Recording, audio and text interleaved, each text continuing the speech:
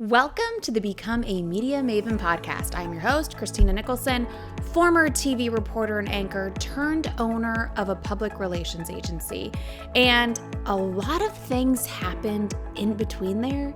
And I want to share some of the not so great times that actually ended up being, as they say, a blessing in disguise. Today, I'm going to tell you about the 3 jobs that I got fired from and why I got fired. I am happy to say that I never got fired for lack of a good work ethic or not doing my job to the best of my ability. Like laziness or anything like that was not a reason of why I got fired. Let's start from the beginning. This was in, I think it was around 2009 or 10. When I first got fired, I was a TV reporter and anchor at the CBS station in Fort Myers, Florida. I was making either $26,000 or $28,000 a year, and I was working like nonstop. I was the only reporter who would turn at least 1 story a day. Most days I would turn 2 stories just because I'm like crazy about being efficient with my time. So I was totally burnt out after 2 years. And I think it's also important to add here that if you are in the TV news industry, you know how important contracts are. I was never under a contract at this TV station.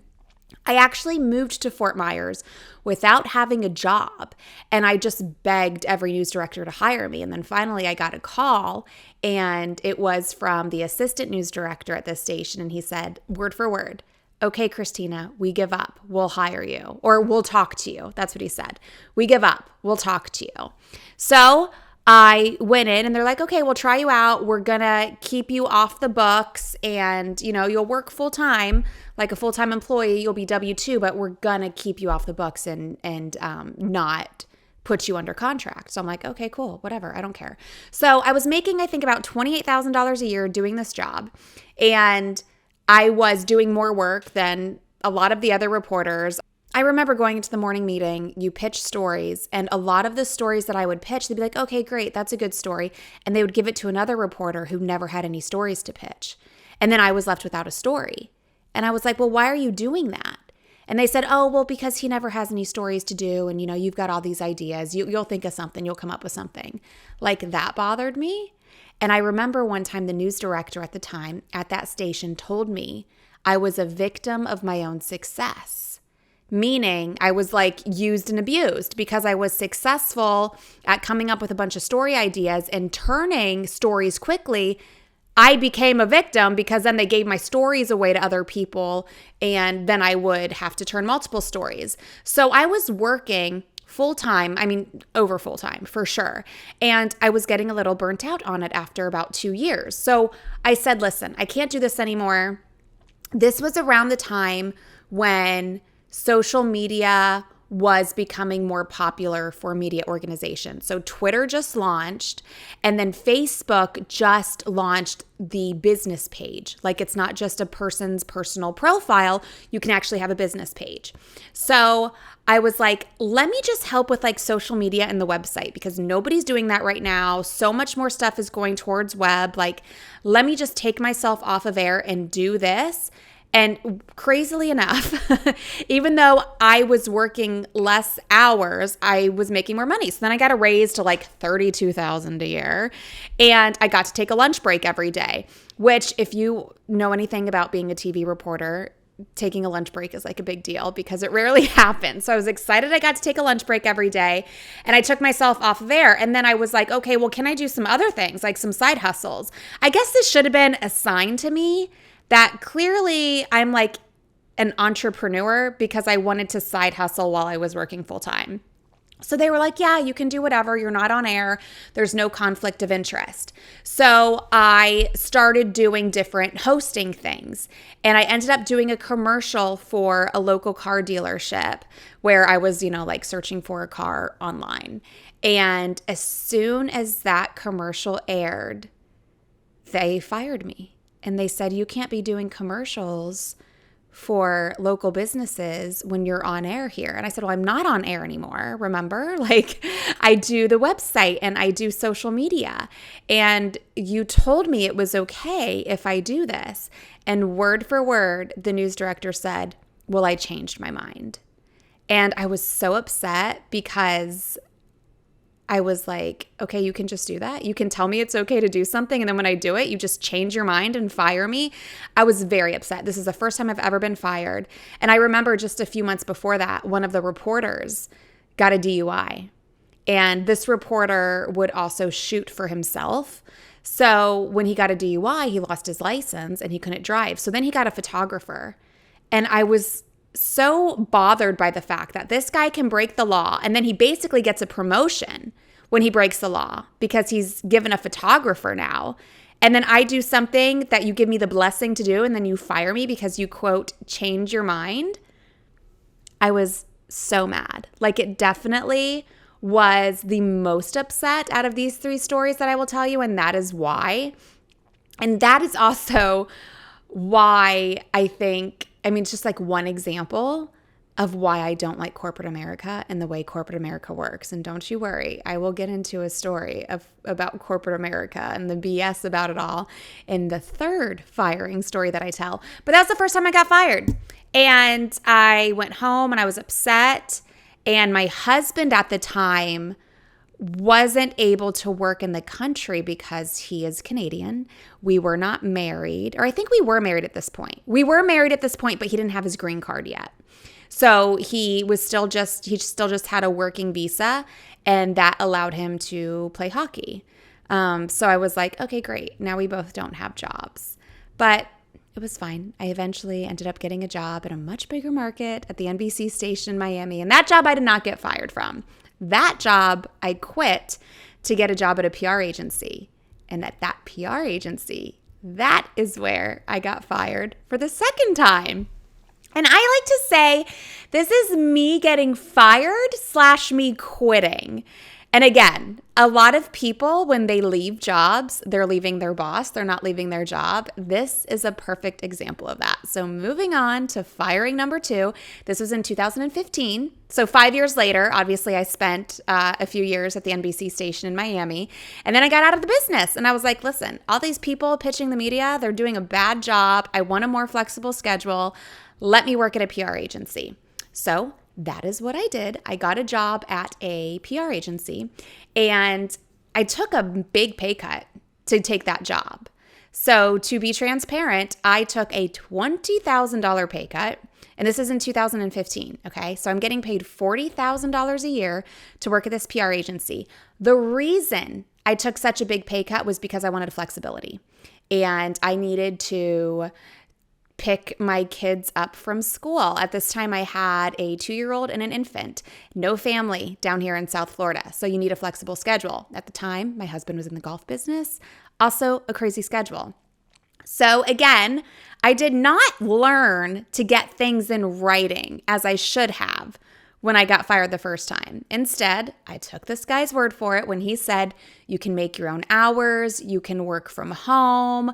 These are the goals. All we ask is that you achieve these goals. So I was like, okay, that is worth a pay cut to me. So I took a pay cut to do this. Well, come to find out, like day one, this guy who ran this PR agency was a cuckoo bird, and he was one of those people that would get really stressed out if you weren't in right at 9 o'clock on the dot. And then if you left at 5 on the dot, then you would be accused of being like a clock watcher, and you're not really doing your best work because you're just watching the clock. So when it's 5, you leave.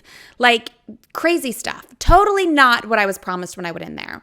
And even one time, this was the catalyst to me losing my marbles on this guy.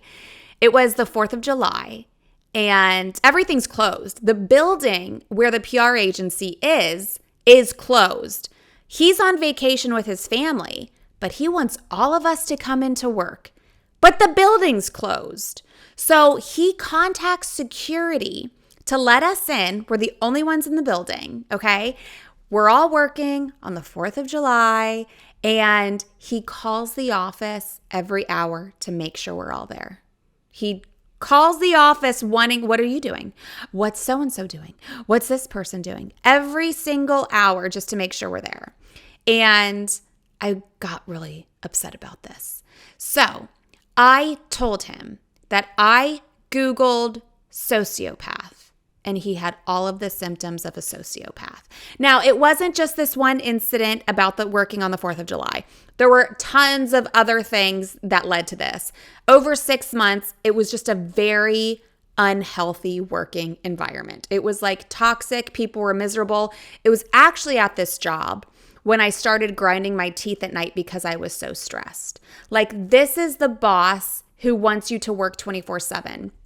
Before I would get to the office at 9 a.m., he's blowing up my phone at 7. When I leave, he's blowing up my phone at 8 p.m. Like, that was the job. It was terrible. So when I told him he had all the symptoms of a sociopath, I was told that I should find other employment. So I was like, okay, sounds good. What do you want? Like a 2 weeks notice? Here's my 2 weeks notice. So I was going to work for 2 more weeks. And a week into this, it was a Saturday morning. Shouldn't have been working. It's the weekend, but I wanted to make sure that the media was going to this restaurant to cover the story, whatever it was. So Saturday, I'm making sure all the T's are crossed, the I's are dotted, and I can't get into my email. So I call him and I'm like, hey, my email's not working. Like, I can't sign in. And he said, oh, I don't know what's going on. Call the company that handles our email. Here's their phone number. So I'm like, okay, cool. We'll get this fixed. I call the company. The guy on the phone, literally 3 minutes later, tells me, oh, your boss just called and had your email canceled. Like, that's why it's not working. And I was like, no. My boss just told me to call you because he doesn't know what's going on. And he goes, no, he called me last night. He wanted you out of your email. Like, that was done. So I'm like, okay. Like, the whole reason for this blow up and me leaving is because you're acting like a crazy person and then you go and do this. So I called him back and he didn't answer the phone. So I left him a voicemail like, okay, I guess I'm not working here anymore because you cut off my email and now you're not answering the phone. Like, what the heck? And that was it. So that's why I like to say I got fired / I quit, because it's kind of a mixture of both. And I have not, this was in 2015, I have not seen or spoken to that boss ever. So literally, that was our last conversation. Okay, moving on. Here's the third time I got fired. And believe it or not, this was this year. Well, last year, I guess. We're in the new year. This was just a few months ago. And it's funny because I've had a successful business for 8 years. What am I doing getting a job? Well, I thought it would be a fun job. And this is a learning lesson to me. So just so you know, this will be a learning lesson for you too, maybe, possibly. Being an independent contractor and having a part-time job is not the same thing. I learned this the hard way. I thought it was, but it's not. So when I took this job at a nonprofit organization in Palm Beach to be a reporter and handle social media, I'm like, oh my gosh, that's so fun. Like, I can do this stuff with my eyes closed. I get to do feature stories, which are super fun for me. And, I never got to do that in news. I always did like crime and sad, depressing stories. So I was super excited to go do fun feature stories. I would turn like 2 stories a week. Like, I could do that with my eyes closed. So easy, so fun. So part-time job, yeah, I could, that's nothing, right? So I take this job and I mention when I'm hired that like, hey, just FYI, I know summer's slow here. It's Palm Beach. We always go to Canada for like a month during the summer because that's where my husband's from. So like, this has been known. So it was planned that I would shoot and have all of my stories written, approved, and edited before I left. Like, no big deal, okay? Like, this is for a nonprofit in Palm Beach, okay? This isn't like the NBC News job I had in Miami and Fort Lauderdale. And I'm the feature reporter, okay? Plus, I'm going away for the month, but my photographer's not. And many times in news, the photographer's the one who covers the story. He sends you the video, the audio, and you put that together from wherever you are. So I thought, no big deal, problem solved. They know I'm doing all of this. So when I'm first hired at this nonprofit, I'm given like 3 tasks to do. A year later, almost a year later, I am now doing 10 different things and my responsibilities have increased. And I've never said anything. I never asked for a raise. Happy to do it. Fun for me, whatever. But then things started getting a little bit more frustrating for me. And it was very like corporate America-like, in the sense that the people in charge are very much about being in control and feeling like they're in control and doing things for the sake of ego, not the actual benefit of the organization. So as an example, let's have 3 meetings a week, but let's not make them productive. Let's not really talk about anything. Let's just have these meetings because I'm leading them and it makes me feel important. Like, that's a little bit of what it was. And then there was a lot of just not being considerate of other people, of other people's time. Like, I'm the boss, so I'm going to tell you what I want and when I want, and I'm going to give you a 30-second notice and you better jump. Like, it was very demanding, but not demanding because the job was demanding because the person in charge needed that to feel special, if that makes sense. After almost a year of this, I'm going to ask for a raise because I didn't negotiate my pay at the beginning, and now I'm doing like triple the workload. So I'm going to ask for a raise. So I go in there and have a conversation, and I think we're going to talk about getting a raise. Nope, they fired me. And I'm like, okay, this came out of nowhere. Like, I've never once been like reprimanded, written up, nothing. Like, what is going on?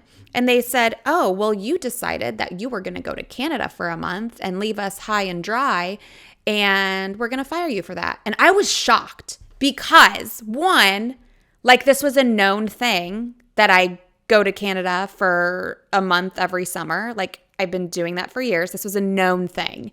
2, it was never a conversation. Nobody came to me and said anything. Nobody asked me like about, and they didn't even really know that I had everything all buttoned up and done and ready to go. So I'm leaving in 2 weeks, okay? They don't even give me the courtesy of like, here's 2 weeks notice. Like, you can finish your stories these next 2 weeks, so we'll be covered while you're gone, but you're still fired. Like, isn't that the smart thing to do? You're getting rid of me because I'm taking a month off. I'm not leaving for another 2 weeks, and I have a month's worth of stories done. I could spend those next 2 weeks getting them edited and in the bag for you, so nobody even knows I'm gone that month. And then I just won't come back. Okay, fire me. No. They were like, peace out on that day, which obviously was not for the benefit of the organization at all. It was just, again, to like flex the muscle and see, I'm in charge. I can do this. I have authority. Now, this firing, obviously it didn't bother me in the least bit. Like, this was a few months ago. I didn't need the money. I didn't need the job. And I thought the job was going to be fun. It started fun. But then when I saw how this organization was run, it was very poorly run. There was no organization. There was no systems, no processes. Like, it was a hot mess. And the people in charge were micromanaging things they didn't know how to do and micromanaging things that they've never done before. So it quickly stopped being fun for me. I didn't need the money. And I wasn't bothered by it. But it was a great learning lesson in the sense that an independent contractor position is not the same as a part-time job. And I will never again be fired because I will never have another job. Maybe as an independent contractor for something that I think would be fun to do, but never something like this. Like, just the way the entire situation was handled was so poor that it was insane. Those are the 3 jobs that I got fired from and why. If you have some fun stories like that, then please let me know, because I just feel like these 3 jobs that I got fired from, they're so unique. And the reason for me being let go is just like, I feel like it's something that nobody else could share. Like, nobody else could have those same stories. And it's funny because that first job I got fired from for having the side hustle, it's like total opposite now. Like, now, if you are out in the media and you're well known and you're doing all these extra things on the side, now they're like, oh yeah, we want you. You'll bring more viewers. But then I couldn't do it. But now it's like something that they want and that they look for, which is wild. So those are the stories. Let me know what you think. Hit me up on social media at Christina All Day. Tell me your firing stories. I'm also on Twitter and LinkedIn, also at Christina All Day. Search Christina Nicholson. You will find me. Thank you so much for tuning in. I hope I entertained you. I hope I gave you some hope if you've ever been fired. It's silliness and you will be okay. You will bounce back. Don't worry. And thanks for listening. Happy New Year.